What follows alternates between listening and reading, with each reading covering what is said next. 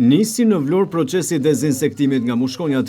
Ndryshe nga herët e tjera dhe një vit më parë kur startoi në muajin maj, këtë vit dezinsektimi nisi një muaj më shpejt. Gjithçka lidhet edhe me ngrohjen dhe temperaturat e larta. Ashtu si edhe vitin e kaluar në këtë proces, përfshihen banesat, bodrumet e pallateve të vjetër, rrjeti i kanalizimeve e të tjerë. Sipas një harte dhe një grafiku, specialistët e Institutit të Shëndetit Publik kanë nisur punën për këtë proces të rëndësishëm gjatë kësaj të hëne.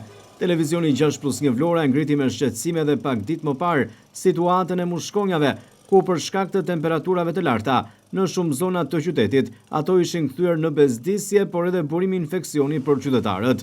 Dezinsektimi nisi një vit më parë, teksa prej 3 vitesh nuk ishte realizuar. Në nisje të kësaj jave në fokus ishin edhe bodrumet e pallateve të vjetër, sikundër po ndiqni pamjet në ekran.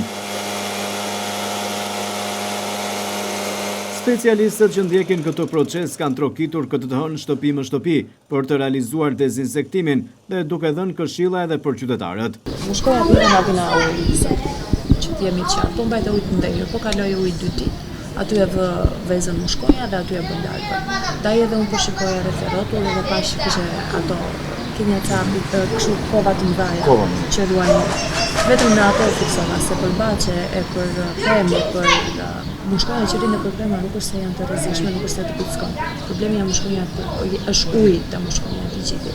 Edhe ndaj të fola edhe të bezdisëm. Procesi dezinsektimi do të shtrihet në qytetin e Vlorës dhe në njësitë administrative të bashkisë. Ai do të zgjasë deri në muajin tetor. Specialistët e shëndetit publik thonë se preparati që po përdoret për të goditur larvat është i një cilësie të lartë.